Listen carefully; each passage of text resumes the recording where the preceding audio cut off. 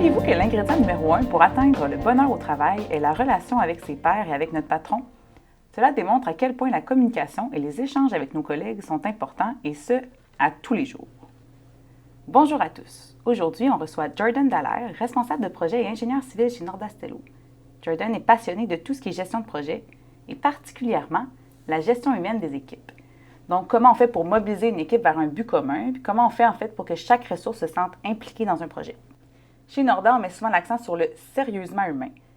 C'est une accroche rédactionnelle qui a été développée en même temps que le projet Nordastello, mais c'est surtout une vision, puis une façon d'aborder notre travail au quotidien. Le sujet que tu vas couvrir avec nous aujourd'hui, Jordan, je trouve que ça s'inscrit exactement dans cet esprit-là. Oui, bonjour à tous. Effectivement, on ne peut pas être plus dans le sérieusement humain que ça. Oui. Tu vas nous parler en fait plus précisément de l'importance de la communication dans une équipe pour optimiser la réalisation d'un projet. C'est en plein ça. Oui. Bon. Est-ce que tu peux nous mettre un peu en contexte? Donc, pourquoi c'est important déjà comme ça, la communication? Écoute, c'est une excellente question. D'abord, la communication, c'est à la base de tous nos échanges. Donc, pour réaliser un projet, il faut régulièrement travailler en équipe. Et ce serait impossible de le faire sans s'échanger d'informations ou sans interagir les uns avec les autres. Donc, on peut dire que la communication, c'est l'outil numéro 1 pour la bonne réalisation d'un projet. Elle ne prend pas uniquement part à l'interne, soit avec nos collègues, mais aussi à l'externe. Donc, quand on communique, on interagit avec nos clients. Donc, la plupart du temps, les projets vont venir de nos clients ou principalement d'une demande. Donc, simplement pour imaginer l'importance de la communication, on va s'attarder à cette fameuse demande de ce client. OK. Donc, on va se mettre en situation. On a un client qui a un besoin. Dans sa tête, c'est bien clair ce qu'il a besoin. Lui, il voit très bien qu'est-ce qu'il va avoir besoin pour réaliser son projet. Donc, qu'est-ce qu'il va faire? C'est qu'il va nous contacter. Il va contacter une firme, il va contacter un entrepreneur, ou peu importe. Il va contacter quelqu'un qui va pouvoir réaliser son projet. Puis, il va exprimer son besoin en formulant un message, soit ça va être un message verbal ou soit un message écrit. Est-ce que c'est possible qu'il y ait une variation entre l'image qu'il avait en tête de son projet et comment il va l'exprimer, son besoin? Ben oui, absolument. Ouais. Effectivement, ça se peut qu'il y ait une petite variation, même une grosse variation. Ensuite, on a la personne qui, elle, va recevoir le message. Est-ce que c'est possible aussi qu'il y ait une petite variation entre le message et ce qu'il comprend du message? Oui, fait vécu. Oui, c'est intéressant, tu sais, parce que, bon, qu'est-ce qui arrive quand ce besoin-là, il nécessite des investissements vraiment importants, comme par exemple un projet qu'on a de 100 000 ou 200 000, tu sais, c'est quand même des investissements majeurs. Donc, si le besoin au départ est mal perçu par la personne qui réalise le projet, ça se peut-tu que notre client, à la fin, il ne soit pas totalement satisfait? Ou est-ce que ça se peut qu'il y ait des dépassements de coûts ou des complications durant le projet? C'est certain que oui. Hein? Ouais. Donc, on voit que dans cet exemple, on n'a même pas encore débuté le projet, puis la communication joue un rôle crucial. Oui, c'est vrai, c'est une bonne mise en contexte. Mais une fois qu'on s'entend, tu l'as bien démontré, c'est primordial la communication. Qu'est-ce qu'on fait? Y a-t-il des théories sur lesquelles on peut se baser pour intégrer la communication dans notre gestion de projet, pour être sûr que, justement, il n'y ait pas de déception d'un bord ou de l'autre des parties? Oui, bien, il y a énormément de théories, de littérature à ce sujet-là. Puis là, je me proclame vraiment pas expert, loin de là. C'est vraiment pour... quand j'ai fait ma maîtrise en gestion de l'ingénierie, j'ai vraiment été sensibilisé par l'importance de la communication dans le travail en équipe. Et depuis, j'essaie d'appliquer vraiment ces petits trucs-là dans mon quotidien. Et je vois vraiment une différence dans le climat, donc l'ambiance de travail, mais aussi dans la performance de l'équipe dans la réalisation des projets. Tu dis que tu appliques des petits trucs, que tu as appris peut-être des théories à la maîtrise. Veux-tu nous en partager quelques-uns? Qu'est-ce que tu appliques au quotidien? Oui, bien, on dit souvent qu'une bonne communication commence par une bonne écoute. Donc, le truc numéro 1, c'est vraiment d'écouter l'autre personne. Donc, est-ce que ça t'est déjà arrivé, toi, de discuter avec un collègue ou avec un patron, puis pas vraiment te sentir écouté? Jamais chez Nordastello. Mais oui, tout à fait, ça m'est déjà arrivé, oui. Oui, puis comment tu t'es senti quand c'est arrivé? Bien, ça crée de la frustration, je dirais, d'un sentiment de ne pas être entendu, de ne pas être écouté, de ne pas être importante même, je dirais. Exact, ouais. On se sent comme un peu moins important, comme si l'autre personne avait quelque chose de plus important à faire, à gérer. Puis à l'inverse, quand tu discutes avec un collègue puis que tu te sens écouté, comment tu te sens? Oui, mais ça, c'est vrai que c'est drôlement plus agréable. J'ai l'impression que, encore une fois, je suis entendue, je suis importante, que on va chercher ensemble des solutions. C'est ça, je me sens entendue, supportée. Oui, puis écoute, je te rassure, tu n'es pas la seule dans tout ça. On est tous humains. Puis normalement, quand on parle, c'est qu'on juge qu'on a quelque chose de pertinent à dire. Hein? On s'entend là-dessus. Des fois moins. Oui, mais c'est qu'on a un besoin d'être écouté. Donc, imagine que tu es mal à l'aise dans une situation ou dans un projet, puis que tu vas en parler à ton supérieur. Puis là, pendant que tu te vides le cœur, il regarde son cellulaire, prend un courriel, puis qu'après quelques jours, ben la situation ne change pas. Qu'est-ce qui va se passer? Bien, là, clairement, il va y avoir de la frustration accumulée, même, je dirais, de la peine, un sentiment d'incompréhension, puis de se sentir seul dans une situation qu'on aurait besoin d'aide, justement. Là. Exactement. Puis il y a un terme qui revient souvent, c'est la frustration. Oui, effectivement. Puis on va se sentir comme désintéressé, puis ça va impacter directement notre travail puis notre performance. Donc, à la base, il faut travailler sur son écoute. Puis c'est encore plus vrai aujourd'hui avec la réalité du télétravail et les rencontres en ligne. C'est tellement facile là, d'être distrait et, quand on est en rencontre virtuelle et de faire d'autres choses pendant que l'autre personne parle. C'est rendu de plus en plus difficile d'avoir une bonne écoute. Donc, un bon moyen d'avoir une bonne écoute est de réagir à notre interlocuteur. Donc, ça peut être en faisant un signe de la tête, ça peut être en acquiesçant verbalement. Ou quelque chose qu'on fait très rarement, c'est de reformuler et de synthétiser ce que l'autre vient de mentionner. Okay. Comme ça, notre interlocuteur va se dire « je t'ai écouté, c'est le fun, c'est exactement ça que je voulais dire, c'est exactement ça mon... » Il a compris ce que j'essaie de lui communiquer. Exactement. Puis, ce que la reformulation permet également, c'est de confirmer notre compréhension du message. Donc, si je reviens à notre situation de tout à l'heure, donc avec notre client, avec son besoin, si notre client verbalise un peu mal son besoin, et après, nous, on le reformule, bien, le client va se dire « Ah, ben non, c'est pas exactement ça que je voulais dire, c'est pas exactement ça que j'avais besoin. » Donc, c'est pourquoi c'est une étape vraiment importante dans la gestion de projet, qui est la validation des besoins du client. Ça permet de réajuster le tir un peu si, justement, c'était pas enligné parfaitement les compréhensions d'un bord et de l'autre. Exactement. Et ça, on ne fait pas ça uniquement en début de projet, mais on fait vraiment tout au long qu'on va réaliser. Donc, par exemple, les projets de longue durée, bien, il n'est pas rare que les besoins du client vont un peu changer. Des fois, il y a des imprévus, des fois, il y a des besoins qui se rajoutent. D'où l'importance de toujours garder là, une bonne communication avec lui sur une base régulière. Écoute, si je continue avec un autre truc, ce serait aussi de bien connaître notre interlocuteur afin de formuler notre message de bonne manière pour faciliter sa compréhension. Donc là, on rentre un peu dans les principes là, des dynamiques de la personne. Bon, il y a plusieurs études, il y a plusieurs approches. Par exemple, moi, de mon côté, là, j'utilise l'approche d'Institut M3I. Okay. Mais bon, peu importe les études, la majorité, là, ils s'entendent sur environ 4 types de dynamiques de la personne. Okay. Donc, on a un type qui est un petit peu plus dans la raison, un autre qui est un peu plus dans l'imagination, un qui est dans l'émotion et l'autre qui va être plus dans l'action. Donc, c'est certain que chaque individu, on a un peu toutes de ces dynamiques-là, mais généralement, on va avoir une ou deux là, qui vont prédominer les autres. On dit d'ailleurs qu'un bon gestionnaire, ça va être quelqu'un qui va exploiter au maximum chacune de ces dynamiques. Il va avoir beaucoup plus de facilité là, à communiquer avec son équipe. Qu'est-ce qu'on fait, mettons qu'on fait face à un interlocuteur qu'on ne connaît pas, on ne sait pas nécessairement c'est quoi son type d'emblée. Il faut essayer de deviner selon quelques critères? Oui, c'est ça. Bien, en fait, à force de discuter un peu avec la personne, tu vas peut-être apprendre à la connaître aussi. Si c'est un client nouveau, tu vas avoir plusieurs échanges avec lui. Tu vas travailler ton écoute, tu vas la mettre en pratique, tu vas regarder la manière qu'il formule ses messages. Est-ce qu'il sent avoir des craintes? Est-ce que c'est quelqu'un qui parle beaucoup? Est-ce que c'est quelqu'un qui ne parle pas beaucoup? Donc, si c'est quelqu'un qui ne parle pas, bien, tu vas essayer d'aller chercher l'information. Puis, une autre manière, c'est si tu n'es pas certaine, bien, tu peux un peu mettre tous les ingrédients dans la recette de ton message pour toucher tous les types de personnes en même temps. Bon, je m'excuse, on retourne, puis tu peux m'en parler plus de chacune des 4. Oui, dans le fond, je vais t'expliquer un peu la distinction entre les 4. Puis à la fin, tu essaieras de me dire si tu te reconnais là, dans OK, c'est bon, je vais jouer le jeu. C'est bon. Donc, on va commencer avec le plus facile peut-être, qui est l'individu qui œuvre dans la raison. Donc, lui, on va l'appeler le juge. Le juge, c'est la personne qui va s'appuyer principalement sur les faits, de manière plus rationnelle. Donc, cette personne va être méthodique, elle va planifier, elle va calculer ses affaires.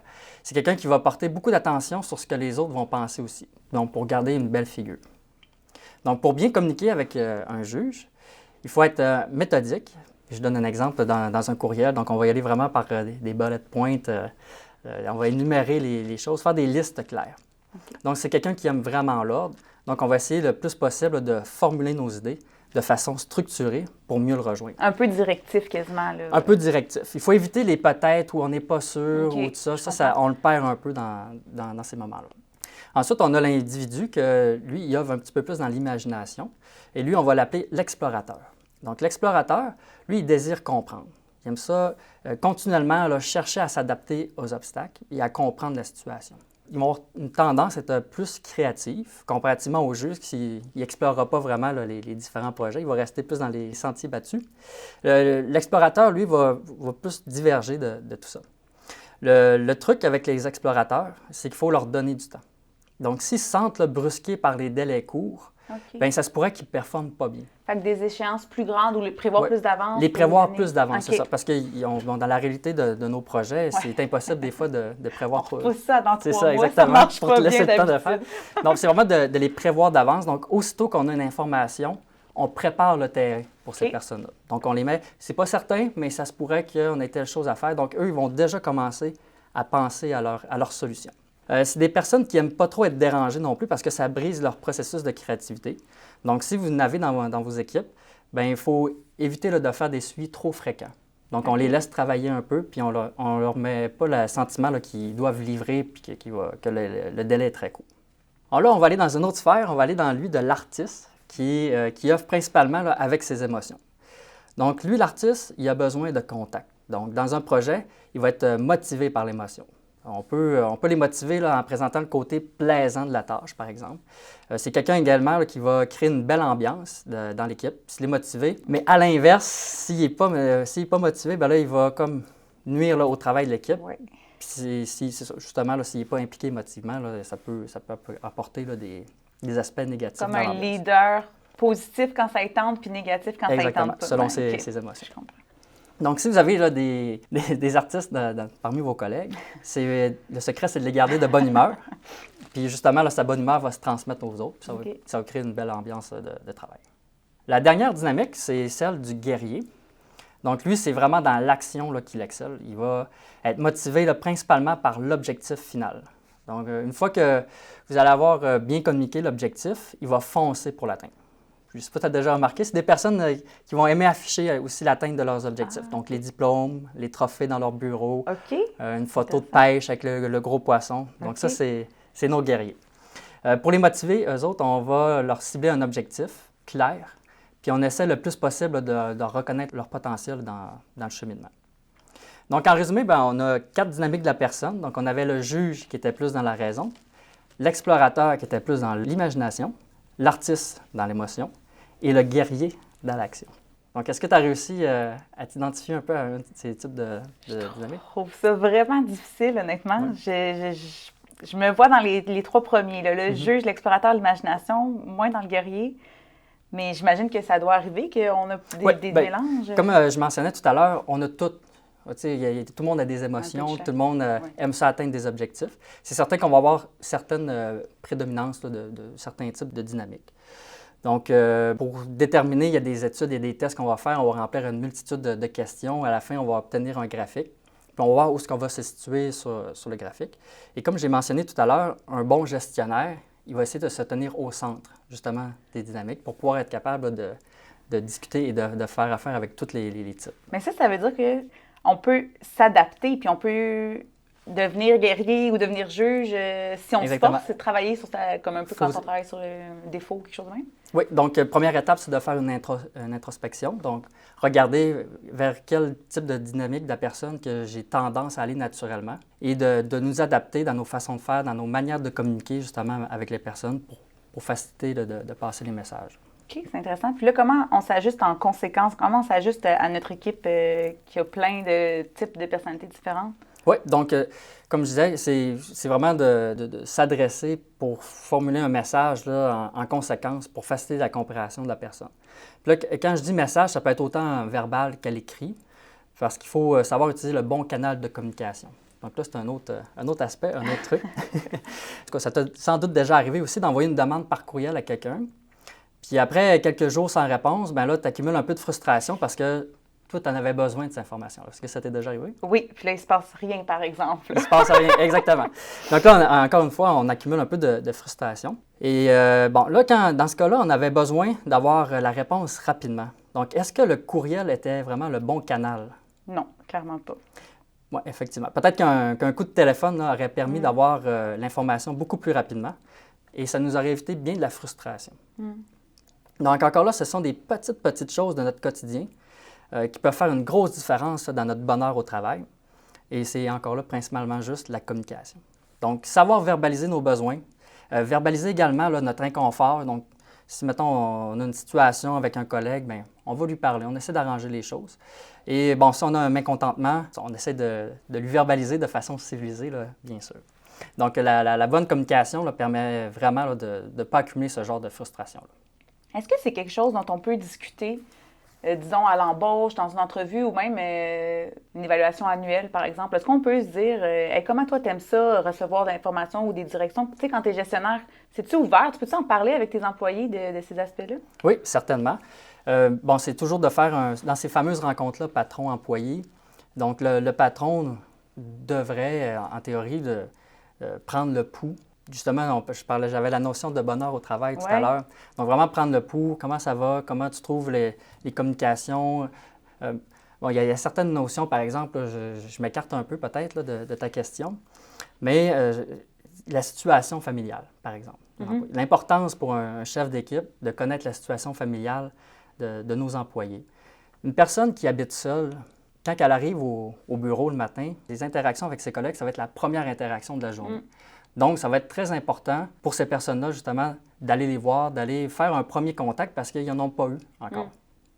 À l'inverse, une personne qui bon, est en famille, plusieurs enfants, vit une réalité un peu, des fois, stressante le soir, le matin, il y a des possibilités que ça affecte aussi son travail. Donc, c'est de bien connaître ses employés, de bien connaître son équipe, puis de s'adapter, puis de comprendre la réalité pour justement...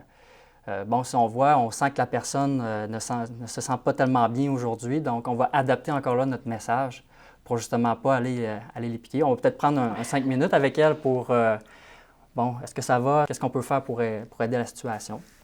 Ça semble intuitif, ou en tout cas plus intuitif pour les employés, mais est-ce qu'on peut faire ça avec des partenaires, des clients, de demander comment vous aimez la communication, vous? Ça se fait-tu? J'ai aucune idée. Oui, bien oui, totalement. Bon, il y a le processus un peu plus officiel qui est l'évaluation du projet qu'on envoie souvent là, à la fin d'un projet, par exemple. Donc, on vient de compléter, on envoie un formulaire au client, pouvez-vous le remplir? Bon, sur le formulaire, on va avoir des questions. Bon, comment avez-vous trouvé la communication? Comment avez-vous trouvé la qualité des livrables, etc. Donc, ça, c'est un processus qui se fait généralement à la fin du projet. Mais qu'est-ce qui nous empêche de le faire en plein milieu? Donc, par exemple, dans un projet qu'on aurait plusieurs livrables, de juste prendre le pouls. Bon, est-ce que c'est ça à quoi vous vous attendiez? Est-ce qu'on peut améliorer quelque chose dans notre pratique pour le restant du projet? Donc, il n'y a rien qui nous empêche de le faire. Et ça passe encore par la communication. Toujours la communication. En conclusion, le message que tu veux qu'on retienne de ce balado-là, ce serait quoi? Bien, en conclusion, communiquer, communiquer, communiquer. Donc, gardez vraiment en tête là, que chaque personne est différente. Donc, gardez en tête aussi que ce n'est pas tous les canaux de communication qui sont efficaces dans toutes les situations. Donc, on utilise le courriel quand c'est justifié d'utiliser le courriel. Parfois, il faut passer un coup de téléphone pour que le message arrive un petit peu plus rapidement, que l'information arrive un petit peu plus rapidement. Donc ça, il faut savoir bien les identifier, là, justement, ces canaux de communication-là. Et enfin, gardez en tête également là, que plusieurs conflits là, qui peuvent se régler là, facilement avec une bonne jasette, là, comme on dit. C'est vrai, hein? Oui. J'ai des collègues qui viennent me voir, puis ils vont, en tout cas, ça doit arriver un peu partout, mais quand on va parler un petit peu de frustration envers nos collègues et tout ça, puis la première chose que je leur dis souvent, c'est « Est-ce que tu en as parlé? » Oui, c'est clair. Juste d'adresser la chose à la personne, on trouve un terrain d'entente, puis on avance ensemble. Hey, un gros merci, Jordan, d'avoir été avec nous aujourd'hui puis de nous avoir partagé tout ton savoir. Alors, on retient la communication dans la gestion de projet. Un gros merci. Ça fait plaisir.